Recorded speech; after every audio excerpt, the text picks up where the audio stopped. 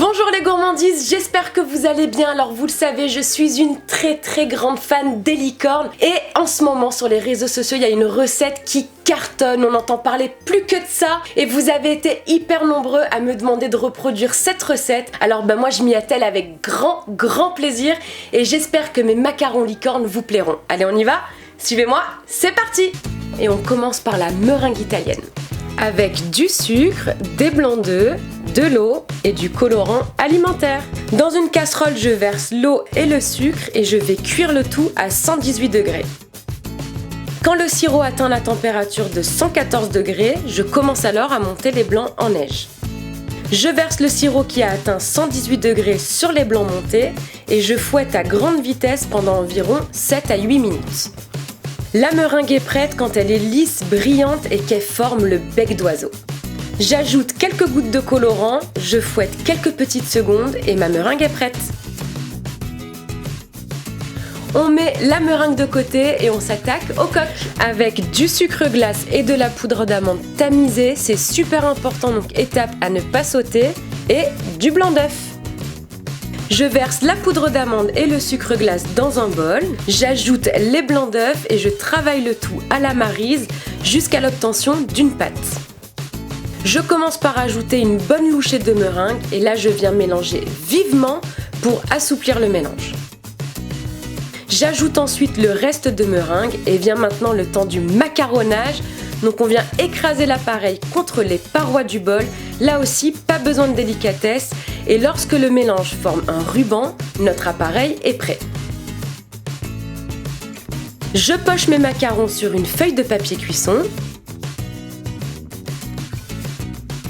Je réalise les oreilles et la corne avec une douille plus petite. Pour plus de gourmandise, j'ajoute des petites perles de sucre et ça part en cuisson.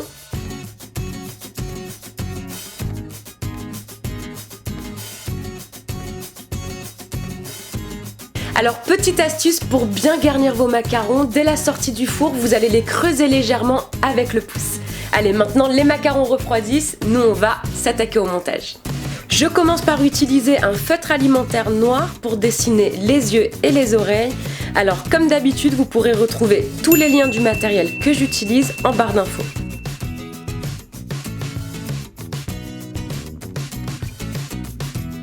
Avec du colorant alimentaire or, je viens peindre la petite corne.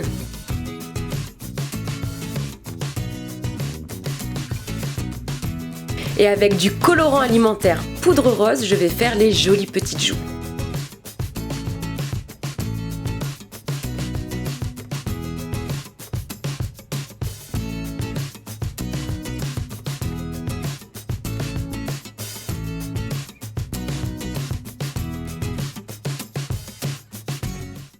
Alors maintenant, on comprend mieux pourquoi c'est la recette tendance du moment. C'est juste trop mignon. Alors sincèrement, moi j'avais un petit peu peur parce que j'avais jamais fait de macarons pas ronds. Et en fait, bonne surprise parce que ça a très bien cuit, il y a la collerette de partout, même sur la petite corne.